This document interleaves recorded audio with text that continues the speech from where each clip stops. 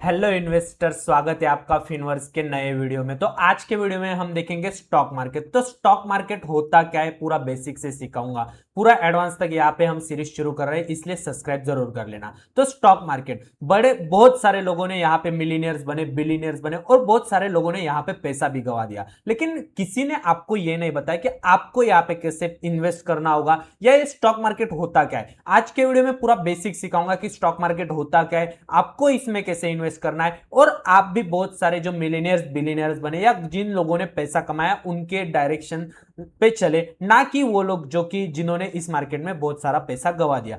हमें स्कूल या कॉलेजेस में कभी नहीं सिखाया गया कि स्टॉक मार्केट क्या होता है। अगर आप घर पे बात करो तो आपको बोला जाएगा ये सट्टा बाजार है, लेकिन स्टॉक मार्केट या शेयर मार्केट क्या होता है पूरा बेसिक से और पूरा लॉजिकली आपको बताऊंगा। तो चलो चलते हैं हमारे स्क्रीन पे और समझते हैं कि स्टॉक मार्केट होता क्या है। ठीक है, तो मान लो एक पूरा मॉल है, इस मॉल में बड़ी बड़ी कंपनियां जैसे कि रिलायंस हो गई, टीसीएस हो गई, ये बड़ी बड़ी कंपनियां यहां पे बिकने के लिए, रिलायंस, टीसीएस, इंफोसिस, एचडीएफसी, ये कंपनियां बड़ी मॉल में बिकने के लिए। और आप जैसे इन्वेस्टर, हम जैसे रिटेल इन्वेस्टर वहां जाके इन कंपनियों को खरीद सकते। क्या ये पॉसिबल है? तो यस, ये पॉसिबल है। आप इन बड़ी कंपनियों को खरीद सकते हैं कुछ पार्ट में, जिसे कहा जाता है शेयर। तो इन कंपनियों का छोटा सा शेयर जो रहता है, वो छोटा सा शेयर आप खरीद सकते हैं और इसीलिए इस मार्केट को कहा जाता है शेयर मार्केट। तो आप क्यों क्यों आपको यहां पे शेयर जाके खरीदना होगा या शेयर होता क्या है, ये हम आने वाले स्लाइड्स में देखेंगे। तो हजारों इन्वेस्टर्स इस मार्केट में जाते हैं, शेयर्स बाय करके बड़ी बड़ी कंपनियों के लाते हैं। बड़ी कंपनियां यहां पे आती है और ये इन्वेस्टर को ग्रोथ का मौका देती है, तो इसीलिए इसे कहा जाता है स्टॉक मार्केट या शेयर मार्केट। शेयर क्या होता है? तो शेयर मतलब कंपनी का एक हिस्सा। तो कंपनी का एक हिस्सा मतलब मान लीजिए ये एक बड़ी कंपनी है जिसका नाम है एबीसी लिमिटेड, और इस एबीसी लिमिटेड की पूरी वैल्यू हम मान लेते हैं कि 100 रुपए है। तो अब ये कंपनी क्या करेंगी, ये कंपनी 10 पार्ट में डिवाइड हो जाएगी। ठीक है, तो अब हर एक हिस्से की वैल्यू कितनी हो गई? 10 रुपए। वैसे ही होता है, ये एक पूरी बड़ी कंपनी है, इस कंपनी का एक छोटा सा हिस्सा मतलब कि शेयर हो गया। अब अगर मान लो आप 10 रुपए देके ये छोटा सा हिस्सा अगर आप खरीद लेते हो इस कंपनी से, तो आप इस कंपनी के इस 10% का पार्ट बन गए और यहीं पे आप हो जाते हो share holder of that company. तो इसका मतलब क्या कि अगर आपने ये कंपनी का शेयर अगर खरीद लिया तो आप इस कंपनी के ओनर बन गए, मालिक बन गए। तो ये बात ध्यान में लीजिए कि कभी भी आप किसी भी कंपनी का शेयर बाय करते हो, इसका मतलब कि आप उस कंपनी की ओनरशिप बाय कर रहे हो। ठीक है, तो मतलब आप उस कंपनी को जो भी शेयर का प्राइस होगा वो दोगे और उस कंपनी की ओनरशिप अब आपकी होगी।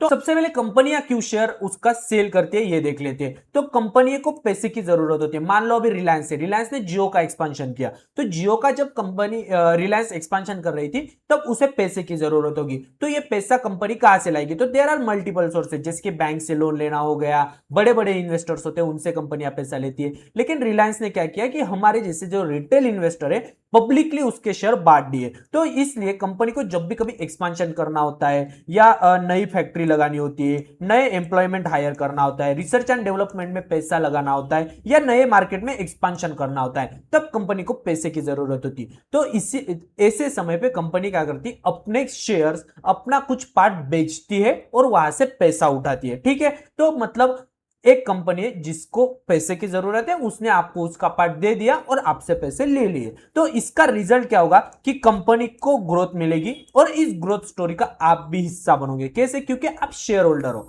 अगर आपने किसी भी कंपनी का शेयर बाय कर लिया, इसका मतलब आप उस कंपनी के अल्टीमेटली ओनर बन जाते हो। ठीक है, तो इन्वेस्टर शेयर क्यों बाय करना चाहिए, आपको शेयर किसी भी कंपनी का क्यों बाय करना चाहिए? मान लो आपने किसी कंपनी का शेयर आज 100 रुपए में खरीद लिया। ओके, अगर उस कंपनी ने अच्छा परफॉर्म किया, फ्यूचर में उस कंपनी ने ग्रोथ की, तो उस कंपनी के शेयर की वैल्यू बढ़ेगी। क्यों बढ़ेगी? क्योंकि डिमांड ज्यादा बढ़ेगा, वहां पे प्रॉफिट बढ़ेगा। मान लो आपने जब कंपनी को परचेस किया तब उसकी वैल्यू थी 100 रुपए, अब उसने 20 रुपए का अगर प्रॉफिट करा, तो अब उस कंपनी की वैल्यू कितनी हो गई? 120 रुपए। इसका मतलब कंपनी की वैल्यू बढ़ गई। ऐसे ही अगर कंपनी की वैल्यू बढ़ती है तो आपके जो शेयर प्राइस होती है उसकी भी वैल्यू बढ़ती है। तो मान लो आपने 100 रुपए को जो शेयर बाय किया था उसकी वैल्यू हो गई 180 रुपए। तो इसका अंदर का जो डिफरेंस है 80 रुपीज, वो उस आपका हो गया प्रॉफिट। ठीक है, तो मतलब क्या कि इन्वेस्टर को इन्वेस्ट क्यों करना चाहिए, तो प्रॉफिट कमाने के लिए। तो अगर आप अच्छी कंपनी में पैसा लगाते हो, कंपनी अच्छा करती है,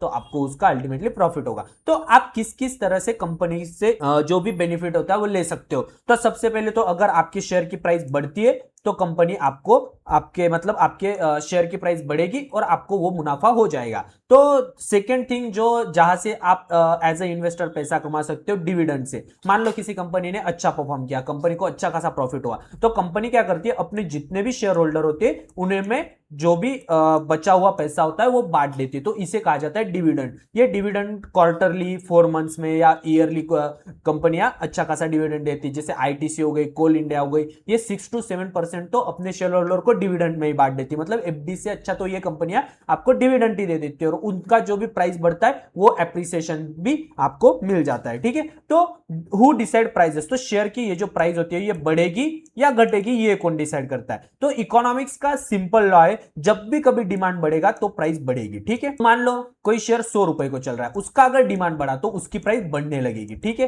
तो 100 से 120, 130 ऐसे हो जाएगी। और अगर सप्लाई ज्यादा रहा, डिमांड नहीं रहा, तो प्राइस घटती है। ठीक है, तो मान लो आपने 100 रुपए को बाय करा और उस कंपनी का रिजल्ट अच्छा नहीं आया या वो कंपनी अच्छा नहीं कर रही, तो उसका सप्लाई बढ़ जाएगा और डिमांड कम हो जाएगा। क्योंकि अगर कोई कंपनी अच्छा नहीं कर रही तो क्यों इन्वेस्टर उसमें इन्वेस्ट करेंगे, तो उसकी प्राइस जो भी होगी वो प्राइस घट जाएगी। तो डिमांड और सप्लाई के बेसिस पे आप जो भी शेयर बाय करते हो उसकी प्राइस डिसाइड होती है। ठीक है, अगर डिमांड ज्यादा रहा तो प्राइस अप जाएगी, अगर सप्लाई ज्यादा रहा तो प्राइस नीचे जाएगी। ठीक है, उसके बाद ये ट्रेडिंग कहां पे होती है और अगर आप भी इन कंपनी का पार्ट खरीदना चाहते हो तो आप कैसे खरीद सकते हैं, ये हम अब देखेंगे। अब एज ए इन्वेस्टर आपको चाहिए होगा एक ब्रोकर ऐप, जैसे कि जीरोधा हो गया या ग्रो हो गया। ये एक बढ़िया ऐप, मतलब मैं मानता हूं, ये मैं खुद यूज करता हूं, ये कोई भी रिकमेंडेशन नहीं है। तो ये ब्रोकरेज ऐप है या ये डीमैट अकाउंट है। तो डीमैट अकाउंट मतलब क्या, जैसे कि आपका बैंक अकाउंट होता है जहां पे आप मनी रखते हो, वैसे ही डीमैट अकाउंट मतलब एक डिजिटल लॉकर रहता है, जहां पे अगर आप किसी भी कंपनी का, रिलायंस का हो गया, टीसीएस का हो गया, ये इंडियन मार्केट में किसी भी कंपनी का अगर आप शेयर बाय करते हो तो वो शेयर आपका इस डीमैट अकाउंट में शो करेगा। तो ये ब्रोकर ऐप जो रहता है ये यहां पे आपको डीमैट अकाउंट खोलना होता है। तो ये ब्रोकर ऐप कनेक्ट होता है स्टॉक एक्सचेंज से। तो स्टॉक एक्सचेंज मतलब क्या, जैसे कि सब्जी मंडी होती है जहां पे सब्जी वाला बेचने आता है और आप जाके सब्जी खरीद के लाते हो, वैसे ये स्टॉक्स जो होते हैं वो ट्रेड होने के लिए हमारे इंडिया में 2 एक्सचेंजेस है, एक है एनएसई नेशनल स्टॉक एक्सचेंज और एक है बीएसई बॉम्बे स्टॉक एक्सचेंज। ये सबसे बड़े हमारे 2 एक्सचेंज है। यहां पे जाके आप यहां से आपके शेयर, आपको जिस भी कंपनी के चाहिए वो जो भी शेयर प्राइस होगा वो आप दोगे और ये शेयर आप खरीद के ला सकते हो। ठीक है, तो ऐसे ही ये ट्रेड एग्जीक्यूट होगा और ये आपके डायरेक्टली डीमैट अकाउंट में आ जाएगा। ठीक है, उसके बाद स्टॉक मार्केट की जर्नी जो होती है वो कैसे रहती है, ये दोनों के लिए विन विन सिचुएशन होती है, for the company also and for the investor also. कैसे हम देखते हैं, तो मान लीजिए किसी कंपनी के पास एक नया आइडिया है कि हमें अब, रिलायंस के पास आइडिया है, हमें अब 5G से हमें अब 6G में एक्सपांड करना है। तो कंपनी क्या करेगी, आईपीओ लाती है। तो आईपीओ मतलब क्या, इनिशियल पब्लिक ऑफर।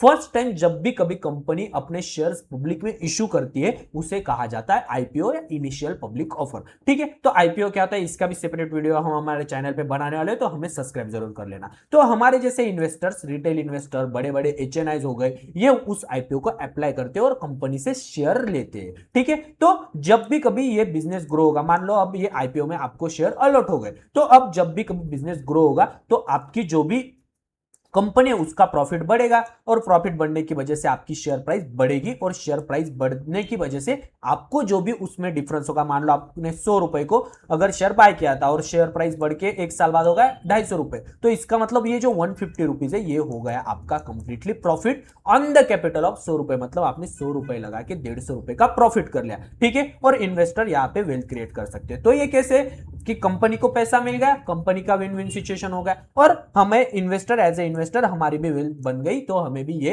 एक विनिंग सिचुएशन हो जाता है। ठीक है, इसके बाद तो स्टॉक मार्केट वर्क कैसे करता है, तो मान लीजिए किसी भी कंपनी को अगर कोई आइडिया आता है तो कंपनी क्या करती है, उसका आईपीओ लाती है कि पब्लिक से पैसा उठाती है और एक्सपांशन ऑपरेशन करती है। तो इन्वेस्टर, हमारे जैसे रिटेल इन्वेस्टर, वहां से शेयर बाय करते हैं और बिजनेस को ग्रो करने में हेल्प करते हैं। तो हम जो भी कैपिटल देते हैं उससे बिजनेस ग्रो होगा और ग्रो होकर बिजनेस अच्छा खासा प्रॉफिट कमाएगा। तो जब भी बिजनेस प्रॉफिट कमाएगा तो अल्टीमेट शेयर होल्डर ही बिजनेस के ओनर होते, तो हमें हमारे शेयर की प्राइस मिलेगी बढ़ेगी तो इससे हमें मुनाफा होगा, और अगर कंपनी को अच्छा खासा प्रॉफिट होता है तो कंपनी डिविडेंड से भी हमें अच्छा खासा रिवॉर्ड दे देती है। तो की टेक अवेज मतलब क्या, अब हमने इस वीडियो से क्या क्या की टेक अवेज लिए हैं वो हम देख लेते हैं। शेयर मतलब ओनरशिप, किसी भी कंपनी का अगर आप शेयर बाय कर रहे हो इसका मतलब आप उस कंपनी में आपकी ओनरशिप बाय कर रहे हो और आप उस कंपनी के ओनर बन रहे हो। ओके, कंपनी गेट्स फंडेड मतलब कंपनी को भी अपने एक्सपांशन या कुछ भी जो भी ऑपरेशंस रहते हैं उसके लिए कंपनी को फंड मिल जाता है। Investor get growth and profit मतलब आपको भी ग्रोथ एंड प्रॉफिट आपकी जो कैपिटल होती है उस पर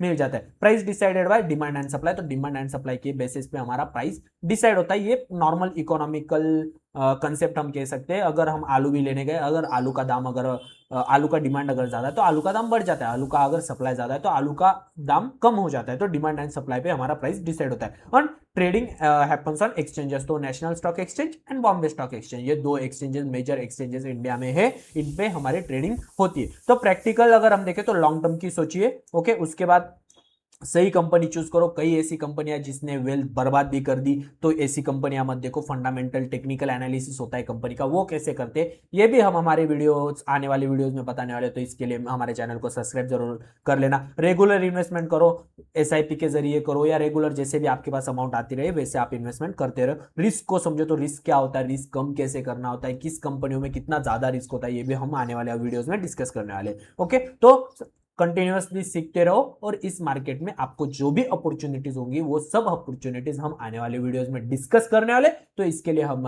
सब्सक्राइब जरूर कर लेना और हमारे साथ बने जरूर रहना।